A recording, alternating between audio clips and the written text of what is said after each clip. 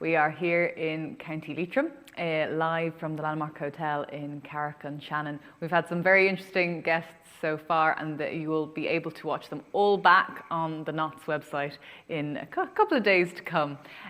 Coming up, now we might have had Paul Holmbeck, who I called the poster boy of organic farming in Denmark, but this is probably the pin-up, I would say, of Korean natural farming. Chris Trump. He has been to Ireland, he has talked to some farmers here, but he has come and he's going to give a presentation to BioFarm now. So Chris, you're very welcome. Please take it away. Thanks for having me, guys. It's a pleasure to be here, and good to meet you, Hannah, and talk with you again, Sean and Tom. Good to see you. I can't hear you. Guys, I'm honored to be speaking with you here today. Currently, I'm on site on a project in Costa Rica. We're building a natural farming lab for this project. It's a 750-acre agricultural development, and it's work I love doing. But I really can't wait to get back to Ireland, and I've come to believe that it's very possibly ground zero for the incredible change we want to see in the world of agriculture. So I'm excited to see what Ireland does with this technology.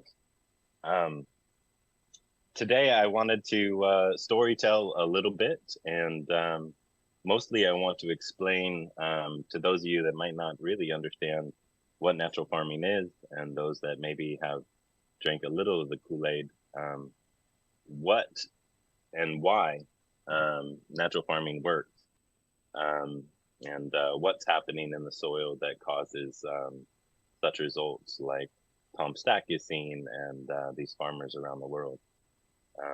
So if you will join me for story time, I'll tell a little bit about my journey with this, and why for me it's not just a interesting scientific adventure, but a real tangible way to bring sovereignty to the pocket of the farmer worldwide. I grew up farming. My father farmed on the Big Island of Hawaii. We did many farm projects as a kid that were not successful, and then we grew and changed, and ended up with farming macadamia nuts. And so my background for the last 30 years, I grew up on a tree farm, macadamia nut farm. We raised hair sheep, and my journey into this, the beginning for me personally, was to find a better way to farm for our farm, factoring in that we had employees that were like family, and we couldn't take a lot of risk for our livelihood. And in the end, it was something that we decided to continue with. I'm not going to tell our farm conversion story this year, but I've told it in other platforms, and would be happy to share it when I'm back in Ireland next year. But what I wanted to talk about specifically today is grassland management, and how some of the projects I did, we got to see the real effect and change in kind of the health of the grasslands, but also results that weren't weren't even planned, that were a surprise, and now we've come to rely on. Back in 2013, 2012, one of my father's good friends and family friend, somebody I grew up with, he had a hobby of farming, raising 2 cattle.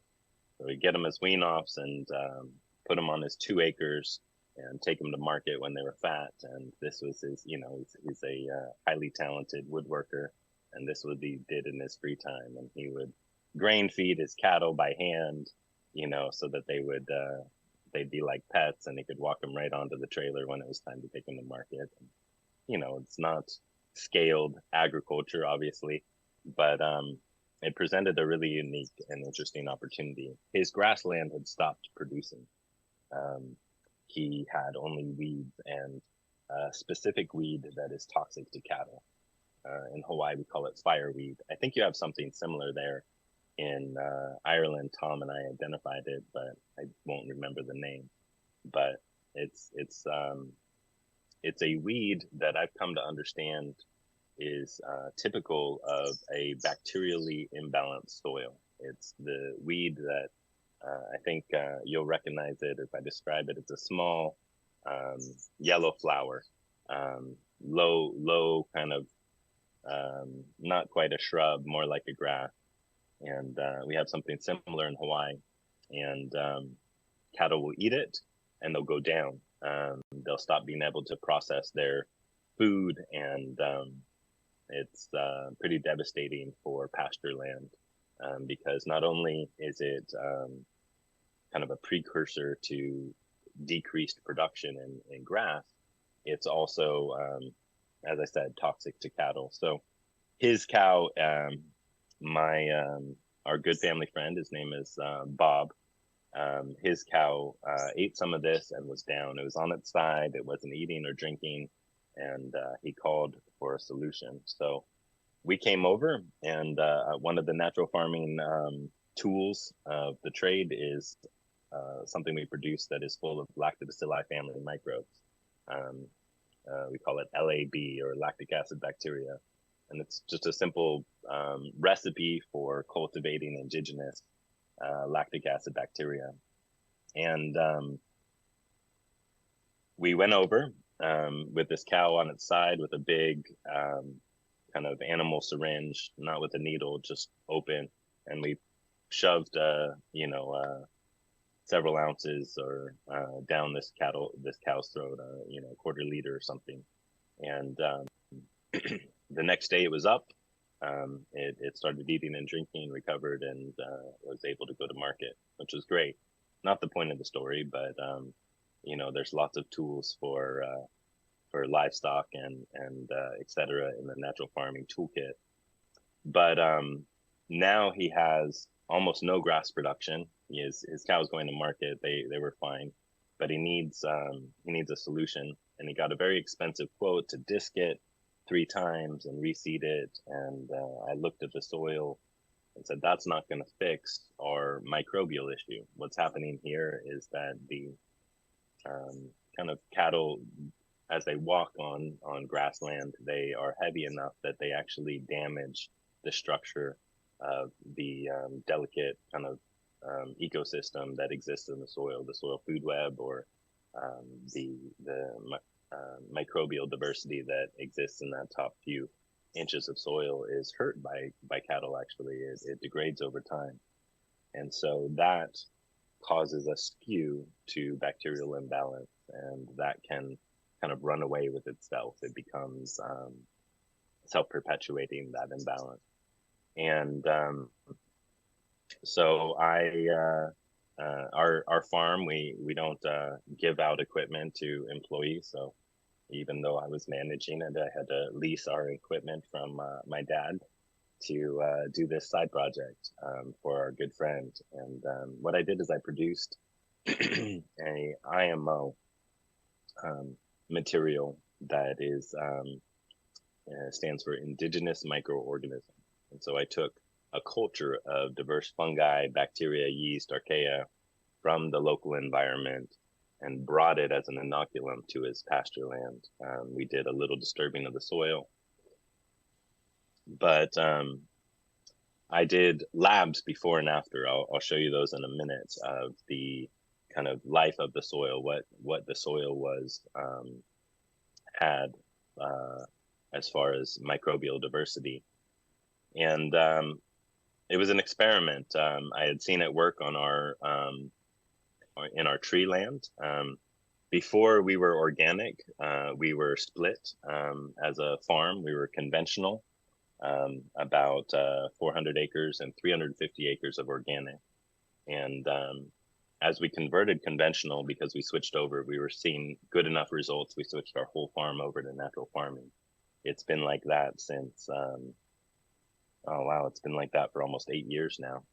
Um, but before that, we on our conventional side we used Roundup, and it was a incredible tool for cost savings for our farm because we could spray and harvest an herbicide strip about 10 feet wide on either side of the tree that kept all the grass away so we could ground harvest. We harvest off the ground with machinery.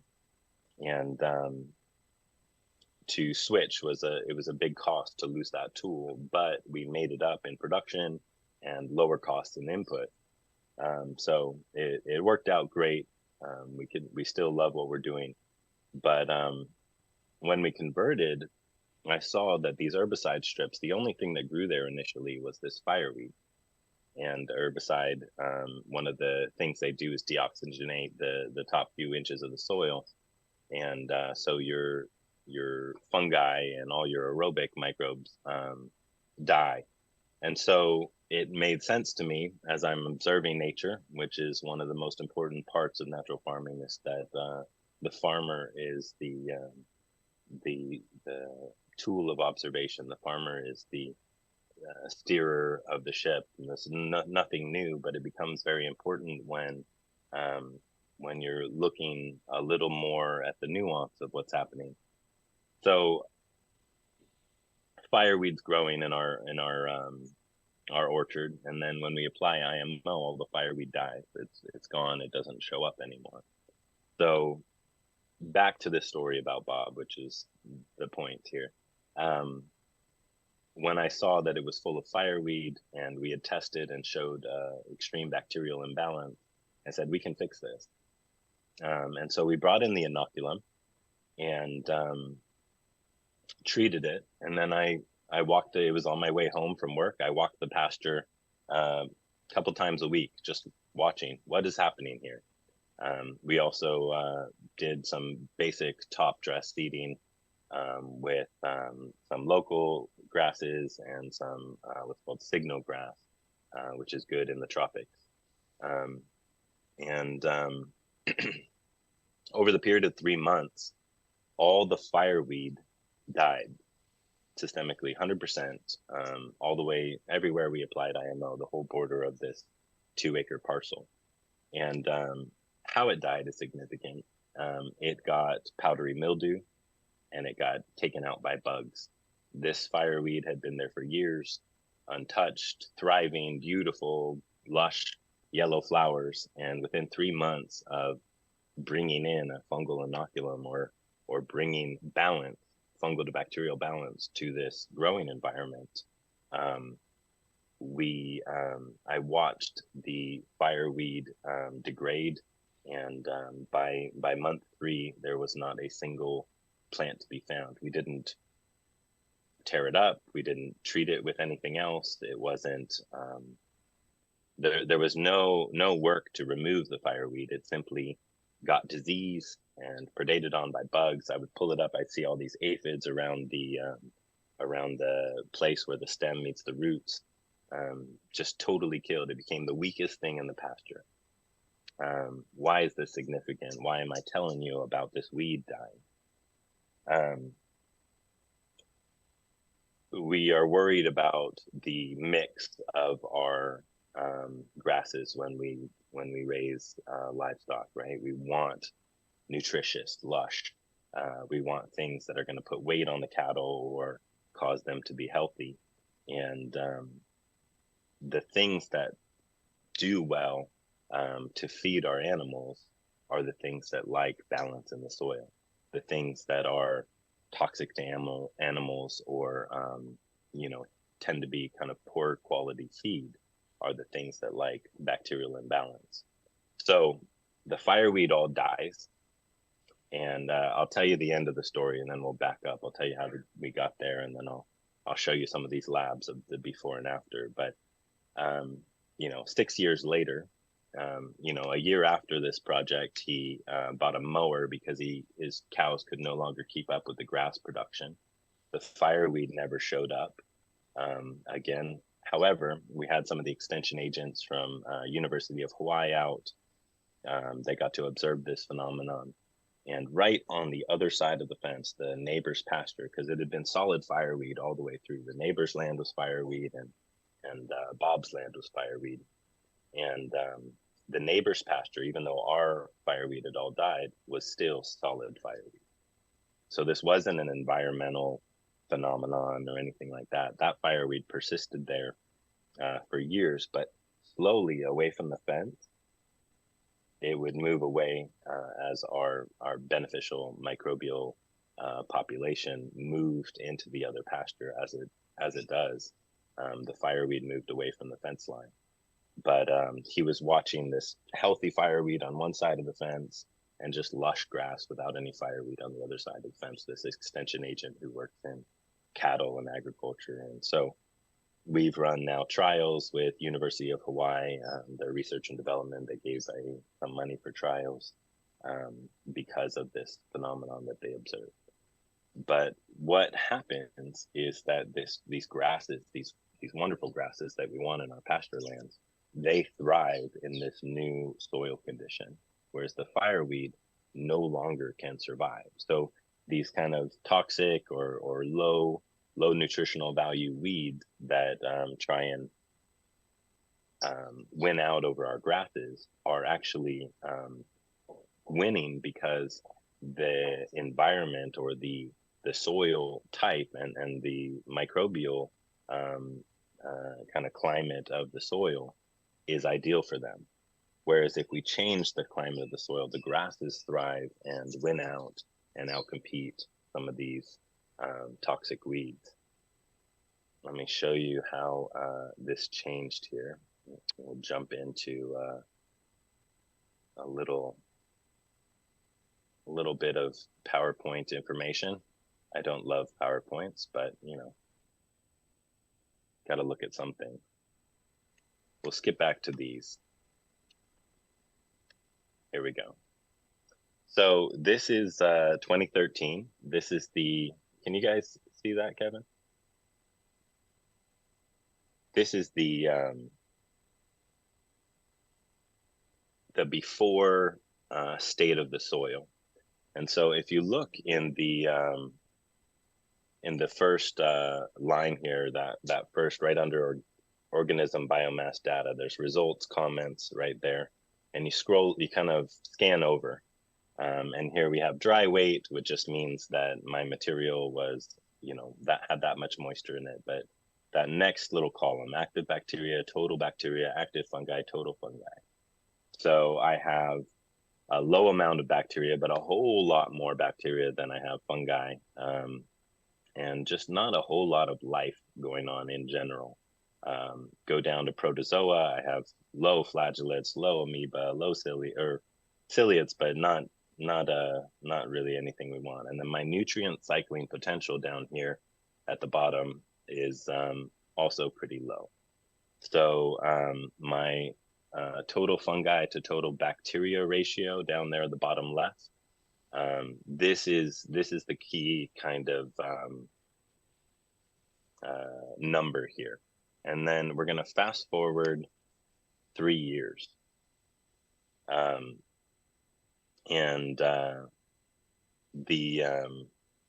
The soil changed. We had one application of this inoculum, and in one application, you can see that our active fungi and total fungi, active fungi was a lot more. We had about a 10x growth, and then total fungi was about a 2x. Our amoeba went from 3,000 to 400,000. And we still don't have the best fungal to bacterial ratio. Again, this is soil and not an inoculum.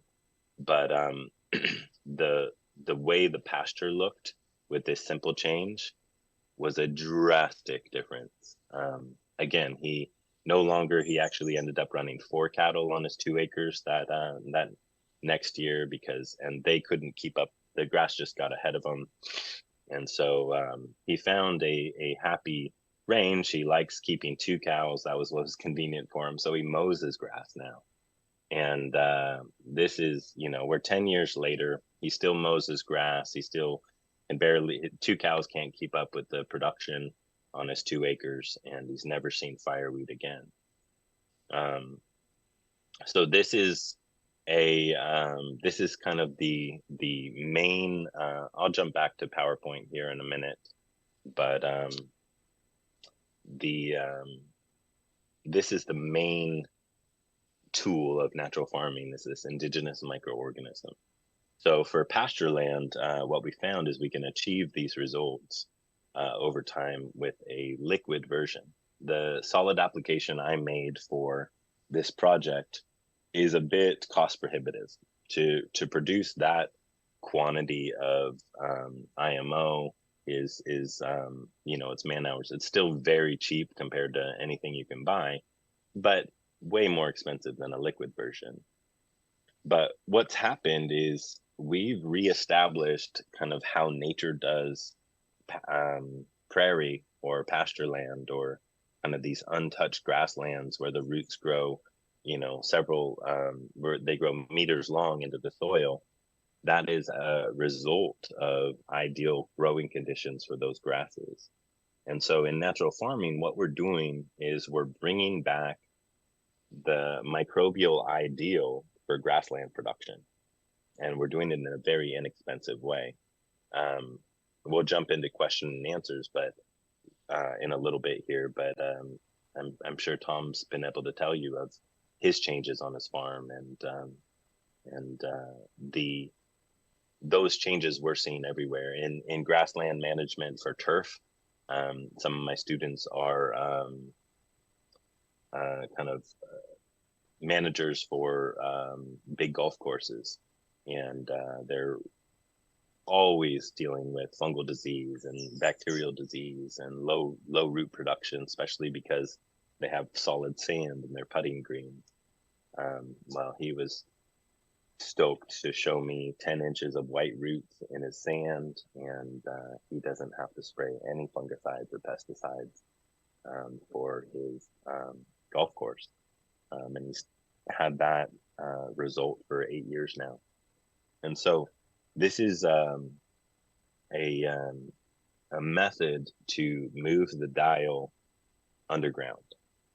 So if you think of humans, and we'll jump back to PowerPoint for a little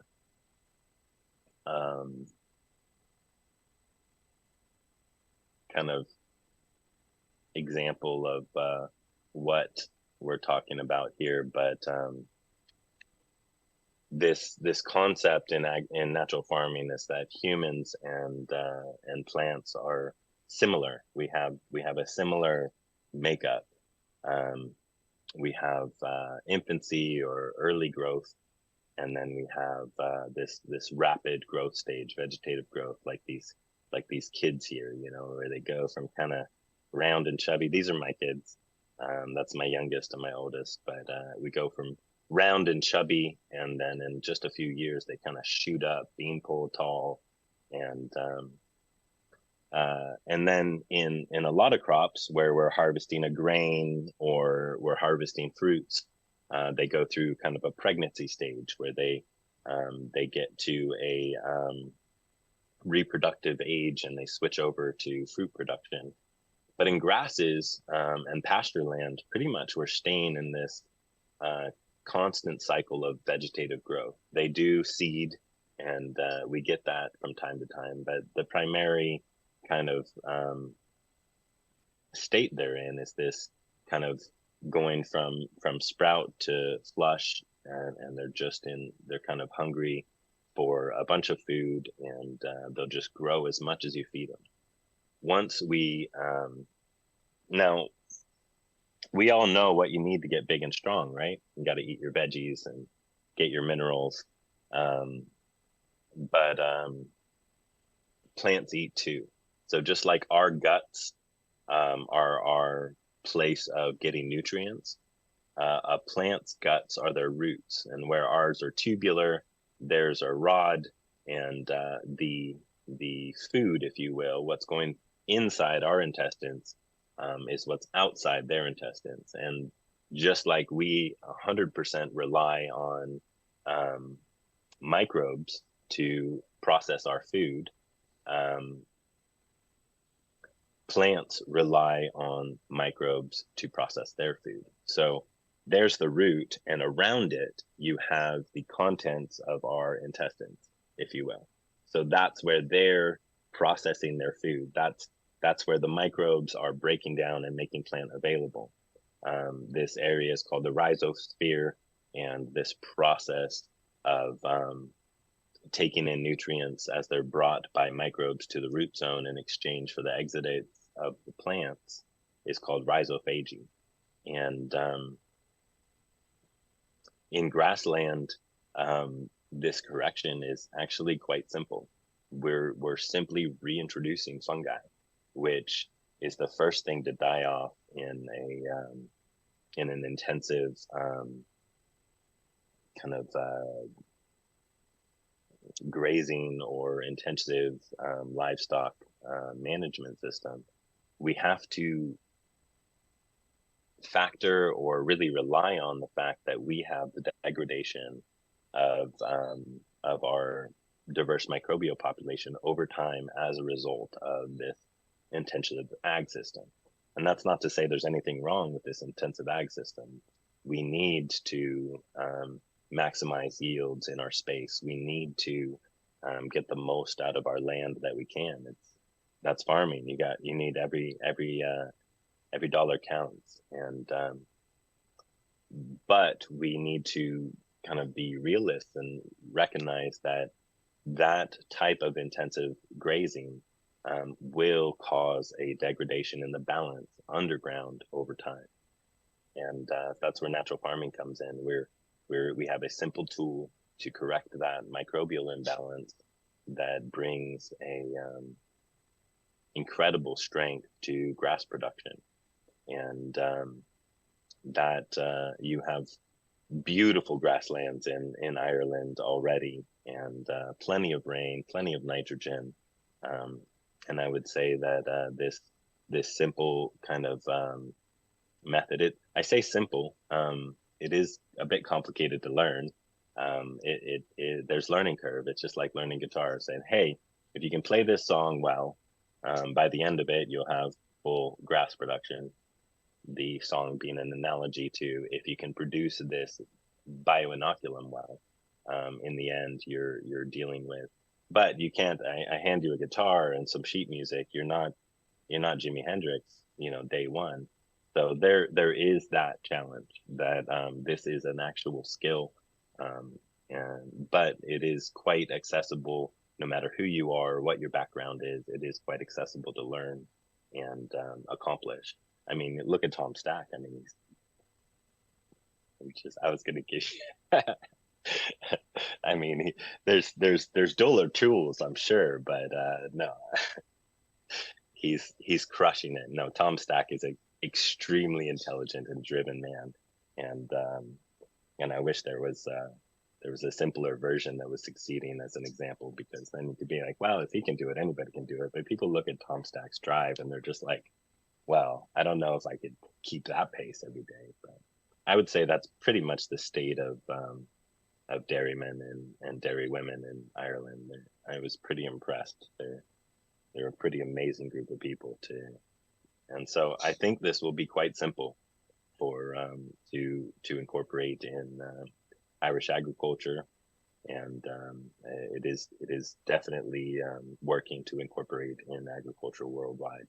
I've gotten to do a bunch of these projects all over the world in different climates, and this works everywhere because of that key component, which is indigenous. We're not bringing in some lab-grown microbes from Japan or somewhere. We're taking Irish microbes, or here in Costa Rica, I'm taking Costa Rican microbes from thriving natural ecosystems where nobody's touched it and nature's found balance. And we're just taking that balance and reestablishing it in our commercial production land to great results and to great efficacy. So I would love to tell all the things, but to teach and explain natural farming, we spend about 40 hours to give you just the basic protocol. And but we're doing we did a class there last year in May, and we'll do another one next year in May, and we'll see just how well all these farmers did. There's about 60 farmers there. Excuse me. There's about 60 farmers there. About half of them were dairymen um, that had seen Tom's results and wanted to jump in. And yeah, I really look forward to seeing what people do with this. But it's um, it's a technology that's very similar to how we farmed a few generations ago, where we cared for the land, we used compost and good practices, and this is just a little bit more high science, where we've taken the things that don't work out, and it's kind of boiled down to its simplest, elegant kind of function to reestablish fungal diversity in your pasture land for maximum yields and results. Yeah, it's also great because in the end you don't need products. Um, you don't need to buy a bunch of things. You're producing it all um, on your own, and so I will give you a little bit of the recipes or tools of the trade here, and we will talk briefly about that. So these are this is what your day to day looks like when you're doing natural farming.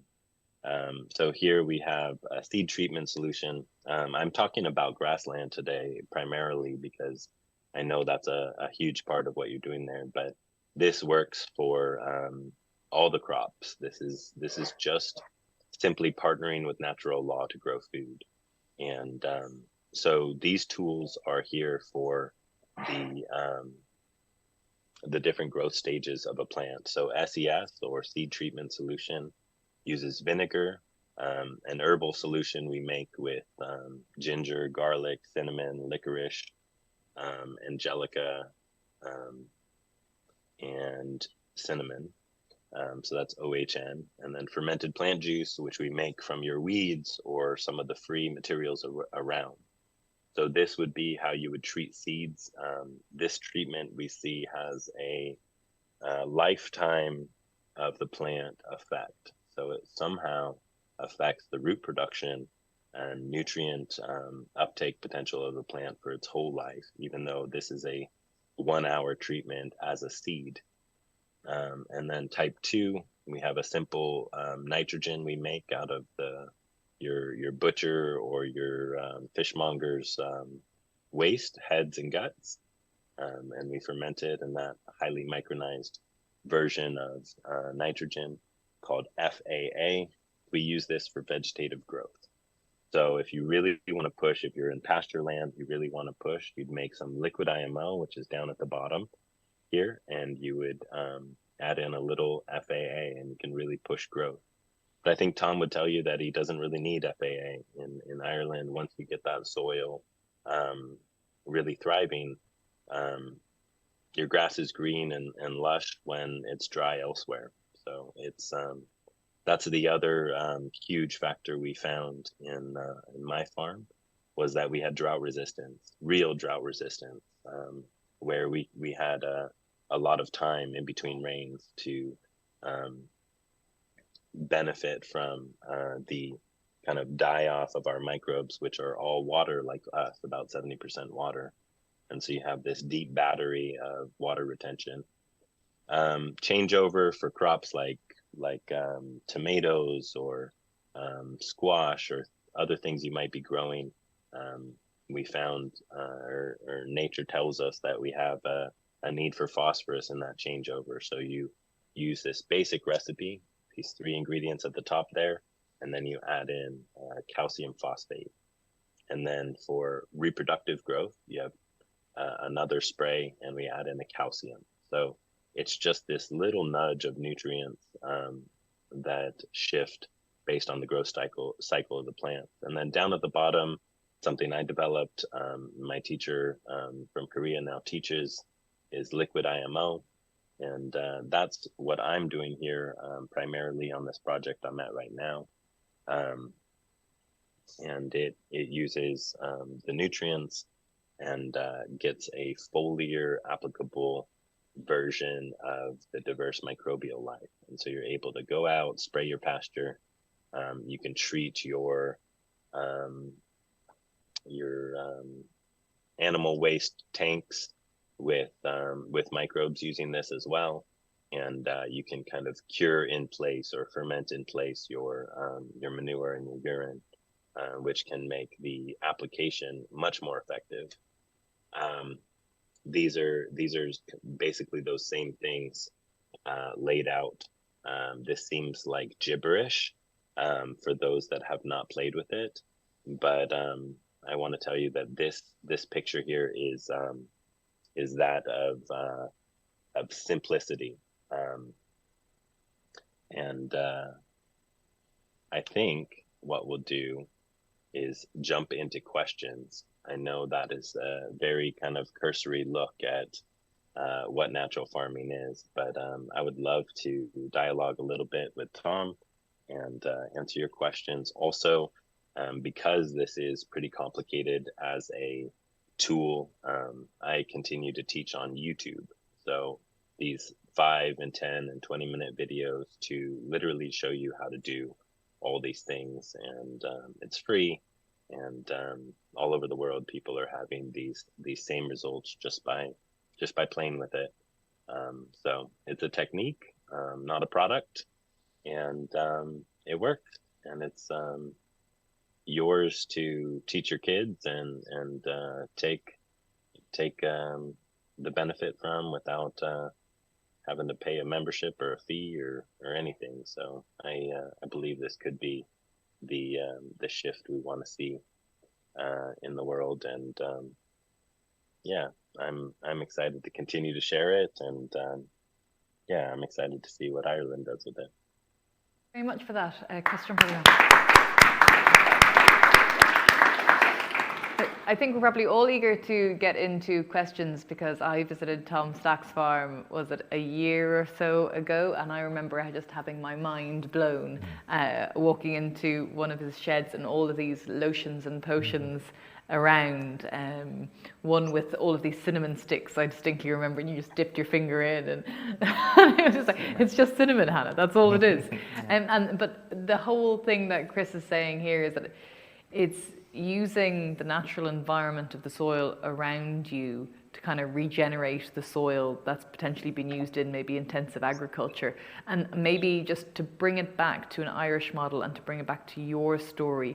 So Tom, for people who don't know, you can just say, I know you're farming in Limerick, but just tell a bit about your story and your involvement with Korean natural farming. It actually started here in BioFarm in 18. And yeah, I just I just had 2 things I found out I learned, and that was about seawater and green natural farming, and I just went home and I went down the rabbit hole. I farm 130 acres of grassland. I run about 105 animals on that, 65 are cows. I'm using natural farming properly since 19. When I came home from the BioFarm, I started Mickey Mouse, we'll say FPJs and stuff like that, and I could see a massive difference that spring. And I said I needed to train, so I went and I trained with Chris in Connecticut. But you were a conventional dairy farmer. Yes, I was. And I've heard you say in the past you just walked everything off a cliff, that you were going to become organic and you're going to take up Korean natural farming. Yeah. Tough, but he's still married, by the way. Yeah. I just believe that I just thought to myself, since '97 doing my egg year, I just said there must be another way. Vague memories of being back then. I did, because I believed that there was a different way, and now I know that your gut and the soil, I just needed an immune system for my animals. Plus I needed to enrich my soil, and I thought natural farming was the best way to do that. What were your fertilizer bills? My fertilizer bills were, they were about 12 to 13,000 a year. And what were your vets bills? My vet bills were 5,500. My feed bills were around 25,000. And what's the situation now? Yeah. Thanks to Chris, my vet bills are about €1,100. I suppose my inputs at the moment comes to about, I have to buy my organic, apple cider vinegar is an input. We can make it as well in natural farming, but you don't have time, as everyone knows. Dairy farming is intense. And brown sugar, the rest is free. So no feed bills? No feed bills. I believe that I'm making, I suppose I have another bill, and that is your time, but in natural farming we're trained to appreciate what you have. And I believe that if you build the immune system, you need nothing else. You're building whatever kind of grass you have in your farm. Anyone out there that's farming, once your soil is naturally farmed the way we farm it, or whatever way you do it, once it's healthy, it'll produce a nutritious grass, and that goes down from your animals to the humans. I'm aware as well that there will be conventional farmers raising their eyebrows listening to you. Yeah. And yesterday we had a discussion with James Humphreys from Teagasc, and he discussed the difference between profitability and productivity. Yes. As well. So would you say that your productivity might have dropped in a conventional sense, but your profitability, where are you on that? Are you making money? Is Yes. the rude Yes, question I I'm am. asking. But with organic and with natural farming, it's your ethos to mind the soil and mind your animals. Yes, I am making money. It took 5 years. You don't walk a dairy herd off a cliff and worry about it, but I knew I had to do it for my own self, for my family. Nikki didn't really realize what I was doing. Maybe after year 2.5 or 3, she knew what I was doing. But no, you have to jump at stuff. I believe that once your soil is healthy and booming out of the ground, you're producing a nutritious grass, and that can feed animals, and you have a healthy system. The circle is clean. There's no panic. I believe everyone in Ireland can do this. It's all down to, I think, teaching, and Sean, we can teach. do you have It's funny. I always remember the day Tom Stack, I hope he doesn't mind me saying this, I got a phone call about the week before BioFarm in 18, and he said to me, I hear you're the guy to talk about going organic. And he told me, I'm an organic dairy farmer. And I'll always remember what he said was, he said, all the farms around here are the same size. They say all my neighbours are raising, they're doubling their herd the size. But he says, I see them, they're all now working 80 hours a week. He said, I'm getting married in 6 weeks. Yeah. She'll either not marry me or she'll be gone in another 6. Would you advise me to go organic? And I said I couldn't, because I didn't know the guy. But I advised him to come to BioFarm. Yeah. And that was the start of that. But you know, Tom was already thinking different at that stage, I suppose. And that's one thing I wanted to ask Chris. Chris, that farmer that you talked about, your friend, David Johnson said here the day I thought something very, very interesting. He kind of suggested that the compost from a Johnson sewer reactor didn't solve the problem. It was the approach taken by the farmer and how you apply it on the land and how you manage that land. So how much of, we'll say, Korean natural farm is about the farmer and the thing? And the other thing I wanted to say is I'm really impressed with what you've done, because we often bring people in with novel ideas that don't necessarily understand Irish systems or Irish agriculture, but you've been here, you've understand it now. So I think it's really important that someone like you says, you know, this can be applied really well in our wet climate. It's very different from an arid or whatever it was. So that was the thing. But I'm interested to see, is the farmer equally as big a part of the whole thing, and his attitude and his management approach? I don't know that I would call it equally.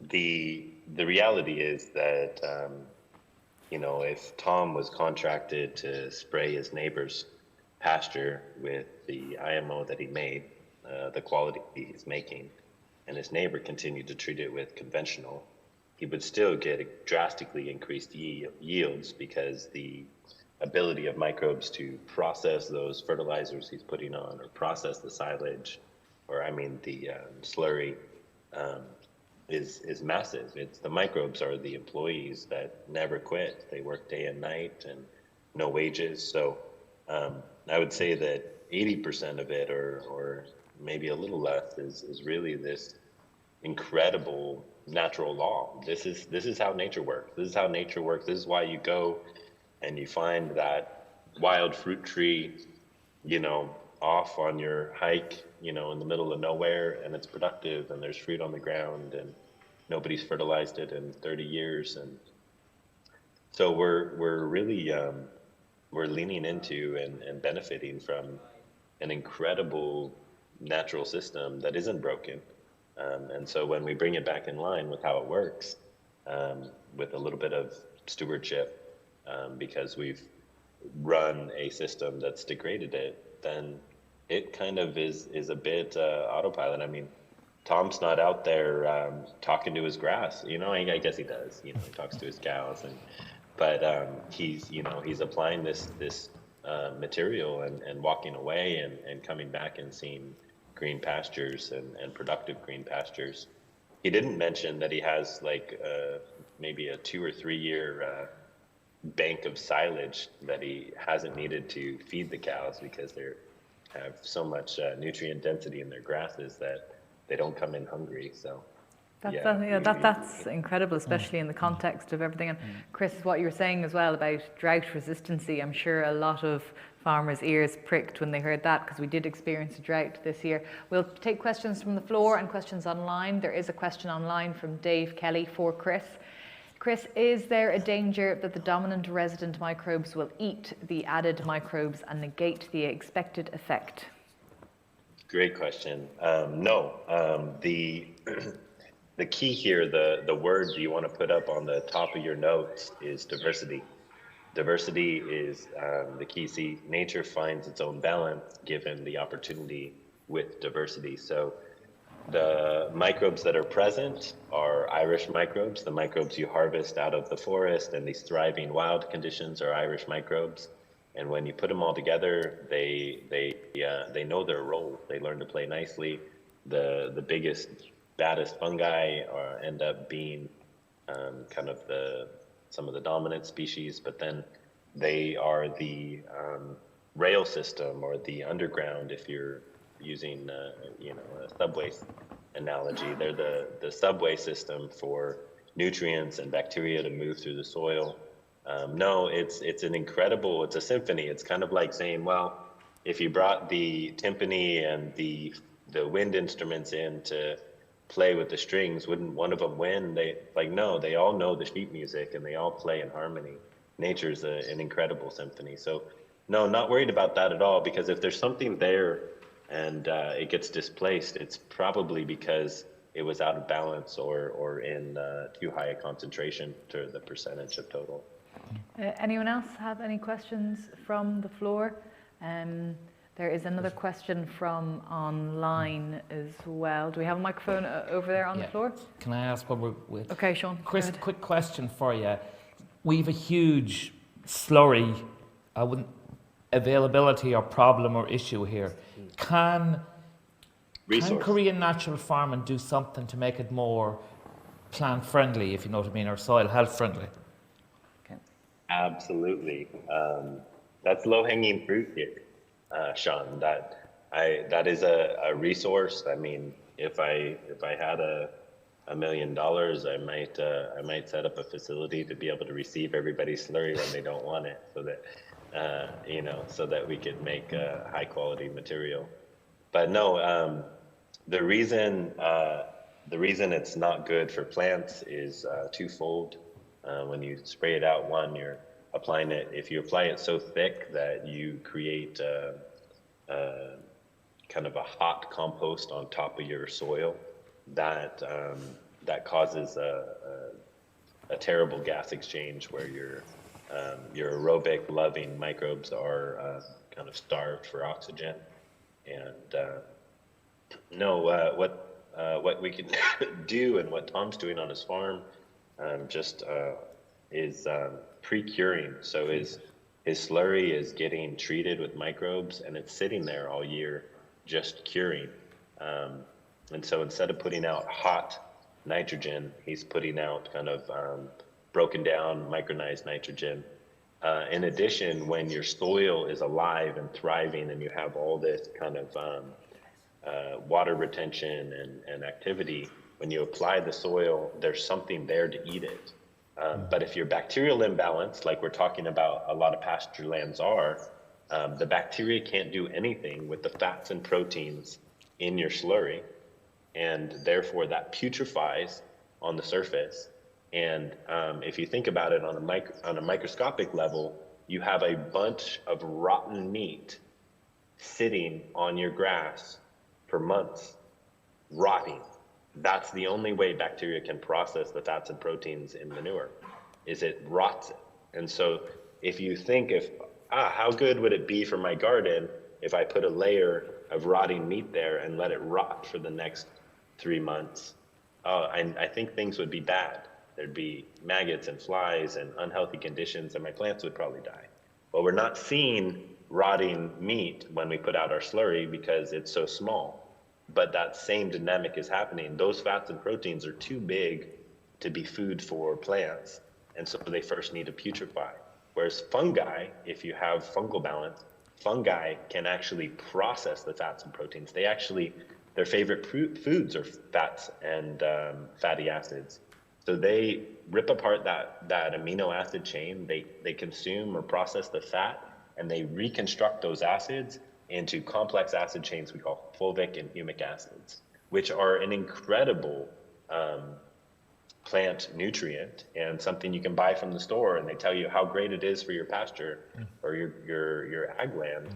Well, that will happen if you have fungi present. They are the ones that create those complex acid chains. And so, yeah, good question. Great question. That's really, really interesting. I guess we've had a lot of debate about slurry and even the spreading of slurry. Can I get down to the nuts and bolts of that, though, for the slurry spreading? Yeah. So so you still have slurry in your slurry tank. There's still... I do. So, and what microbes are you putting into it?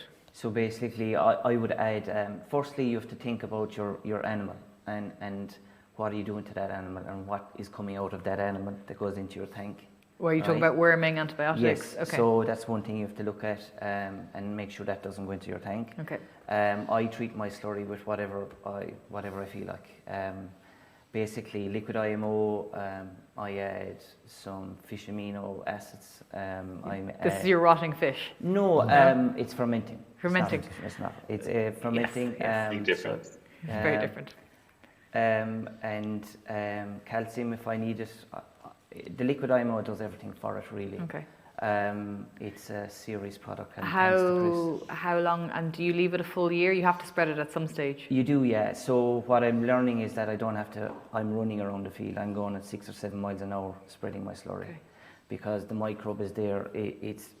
They're there now in my pasture. So they have to be fed, but I've seen that if I go with my slurry, if I go with my liquid IMO first and then I just run around the field, like literally, I don't do, how much per litre per acre or anything like that. I just go with what I think. There's a massive, massive growth afterwards. So you're feeding them a small bit, but the key is the fungi. The key is the indigenous. Are you agitating the slurry before you're... It's like Guinness. Okay. It's just, and when you look in, it's alive. Like, people mightn't believe me, but you have to come. You're adding water? No. No? Okay. And you see the liquid IMO is maybe 1,000 litres of a liquid IMO. Okay. So you're adding that as well, but everything that comes off is perfect for your soil. Splash plate or low emission, how are you spreading it? I'm old school. Old school, okay. Yeah, no. And I didn't mean to say rotting fish. I know fermenting fish, but the thing is, I was so to put it into context, because I don't think people understand IMOs and just the language that goes around it. Yeah. We're getting old fish and fermenting them in these huge kind of plastic barrels, and then using it, and then the same with the cinnamon that you had that stored as well. There's different things going on. Yes, there is, and it's complicated, but basically, once your ethos is that you're helping it. Helping the system, everything works in situ. Like your FPJs, you take what the soil is telling you. Like any plant that comes up early in spring, you know, that's powerful. You go, we're taught in nature to go, right, we'll ferment that. And I love your philosophy around docks and maybe things that we'd view as that we don't want in fields, or that weeds as well that we don't want in fields. You have this really kind of... since the natural farming, or since I'm doing it, my cows golf ball my ground. So everything, anything that's there, and I call them my friends because I pick early morning, maybe 5.5 kgs for an FPJ. It's you're involved in nature, you're with nature, you're with your animals. It's a lovely way to live. I'm going off topic a small bit, but it's. Can I jump in here? Yeah. Yeah. So just to kind of finish back with the slurry, Tom is applying maybe a tenth the density of a slurry. Would you say, Tom? Maybe 1/10 what is typical. And so much lighter, so you don't have that kind of buildup and rotting in the surface. Also, there's the microbes there in the slurry and in the ground that can process it better. So you're getting that flush, that great growth, rather than that kind of knockdown or kind of slow after your slurry where it takes it a little while to come back. And then, dock and all these different plants that are coming in with the grasses become favorite foods of the cows, because instead of it being bitter and kind of hardened, it's nutrient dense, and they're smelling it as a desirable food. So it kind of changes how the plant expresses and how the cows feel about it. We have a question from the floor somewhere. Just a question, Chris. On the farmer with the fireweed, you said that it was going on for about a number of years and wasn't getting better. We've been told, and Tom had said, I presume, that we have to look at what weeds are telling us. So you're saying the weeds are telling you that it was bacterially dominated soil. But equally, weeds should be fixing it over time. Fixing what? The problem that was on that field. The cattle had made it bacterially dominant by their poaching, by the constant. I can only assume at a distance that is what was happening, because your fungal area was getting less and less. Why wouldn't you leave it? Or okay, that's why you want to. Is the IMO? Is it a quick fix? I think I understand your question. So we're taught that these weeds over time will help our soil get back to that late successional situation, right? That kind of, and so why wouldn't we leave the weeds and let them do their work? Yes. Is that what you were asking? Yes. Chris, yeah. So that is accurate. That if we take all of humanity off the planet for a short time, maybe 10 years, that over time things will regenerate. But you don't have 10 years of limited profitability to let fireweed fallow the land. Really, if you fallow the land for a couple years, you probably will have great benefit as it goes. But the degradation continues while that fireweed's there. Also, the problem is that one of the main issues with kind of what you're getting at, fungi doesn't blow back in the wind. It doesn't come, now you have fences around your pasture. It isn't aerial. Those spores don't just come and show back up in a diverse, 1,000 species or 300 species windstorm. The only way that fungi are reintroduced is maybe some bird droppings, a deer that was eating in the forest and comes out and lands, or a fox or something like that. And that takes a long time to hope and pray that your fungi gets reestablished. And there's no modality, there's no transfer for that to come back on your farm. So this is the delicate part of the ecosystem, if you will. The soil food web is the fungi. And so it's really kind of a focus on those bigger and very important microorganisms. And we can't get that from the weeds. They aren't reintroducing diversity to our soil. They will cycle nutrients, which puts nutrients in the soil that are food for microorganisms. So it's better than bare soil, agreed, but it's not an answer. It's just more of it's a symptom. It's the warning light on your car. The warning light on your car, tells you what's wrong. but it's not going to do anything for you if you leave it there. Chris, I'm wondering, you've been in Ireland a few times now and you mentioned our grassland as well. Was there anything that stood out to you in particular about Irish grassland, whether we're surplus or a deficit in something? A few things stood out to me. The Irish have not had our devastating export of the conventional agricultural system for as many generations as we've had it in the U.S. So I see a much less degradation of ag land than I do in U.S.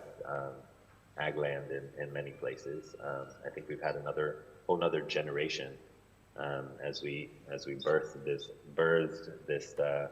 this monster. So I think Ireland's recorrection or recalibrating the direction of agriculture, you have a much easier time. And in addition, I see your fences made out of trees and bushes. This is a battery of great growing environment for diverse ecosystems, and I think that those hedges are probably a great benefit to Irish agriculture. Tom, where for you next? T, yeah, I don't know. Can I say that in front of Chris? But I want to start teaching kids.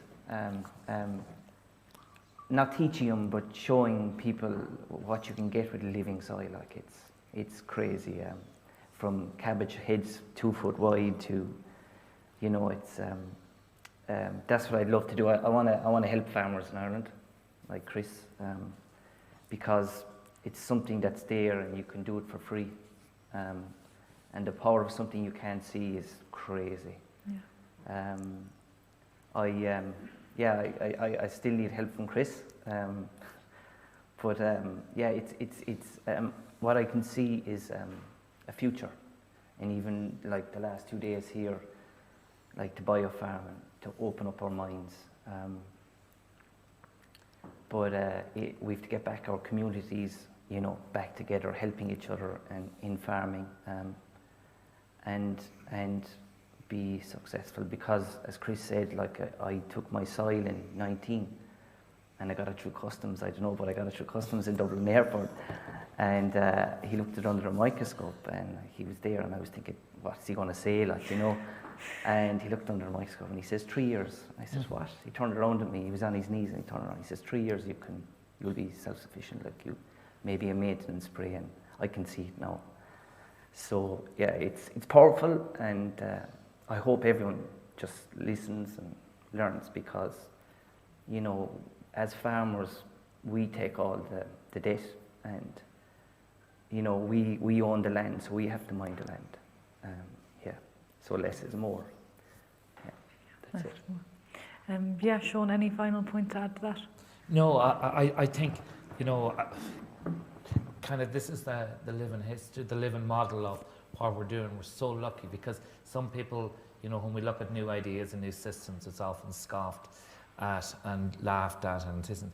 The things for me for Korean natural farming, I went down on the last day, there were 60 farmers there, but it was kind of the buzz about the whole place. Everybody was kind of, and nobody could, even the hard-nosed cynics, and there was conventional guys there and organic guys there, is they all couldn't see a problem with it. Yeah. Now, again, I suppose the thing, and sometimes you have to do that, you have to invest time in this thing. This is not something you can throw out. The other thing that probably struck really interesting for me, it's hard to spend money on this. Do you know what I mean? It's hard, you have your time, I admit, but we're in this model that, you know, you're supposed to throw money and spend things. We're trying to work out where would you spend money on it. Do you know what I mean? It's kind of crazy in that system, but spend it on your family. Yeah. My wife would love that. Keep the money in the pocket. Let me share something real quick. This is from Tom's garden this year. That's what got the dregs after he sprayed his field. He sprayed his garden on his pass on his way home. Are you going to try pumpkins next year? Chris, I hope we're going to see you again in Ireland, are we? Yeah. The plan is to come back next year in May and give some of these people that took the class the opportunity to come back and share some of their experiences, as well as teach new people. So I'm really looking forward to it. I'm limiting how much I'm doing teaching. I'm moving back to farming myself. It's just too much running around. Yeah. I have kids, but I definitely will continue to come to Ireland, because I'm not just blowing smoke. I truly believe that there's a unique readiness in Ireland that is a little bit different than other places with commercial agriculture. Cool. Chris, thank you very much. Chris Trump, everybody. Thanks very much. That was our final session for BioFarm, but we are going to be doing a short sum up after this. We're going to take a quick 5-minute break first, but stay with us.